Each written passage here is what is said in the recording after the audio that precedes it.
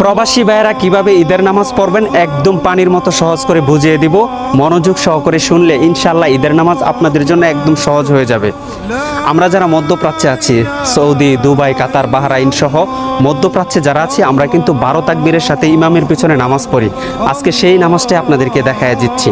আপনি ইমাম সাহেবের সাথে নিয়ত করে দাঁড়াবেন যে আমি এই ইমামের পিছনে অতিরিক্ত 12 তাকবীরের সাথে কিবলামুখী হইয়া ঈদের 2 রাকাত ওয়াজিব নামাজ আদায় করিতেছি। আল্লাহু আকবার বলে ইমাম সাহেবকে ফলো করবেন। ইমাম সাহেব আল্লাহু আকবার বলে হাত বাঁধবেন, আপনিও হাত বাঁধবেন। তারপর ইমাম সাহেব সানা পড়ার পর অতিরিক্ত 7টা তাকবীর দিবেন। আল্লাহু আকবার বলবেন, ইমাম সাহেব হাত ছেড়ে দিবেন, আপনিও ইমামকে ফলো করবেন। আল্লাহু আকবার বলবেন, হাত ছেড়ে দিবেন। ইমাম সাহেব এভাবে 7 বার তাকবীর দেওয়ার পর 7ম বারের মাথায় এভাবে হাতটাকে বেঁধে নেবেন। তারপরে সূরা ফাতিহা এবং অন্য আরও একটি সূরা মিলাবেন। তারপরে রুকু এবং সিজদা কমপ্লিট করবেন অন্যান্য নামাজের মতোই।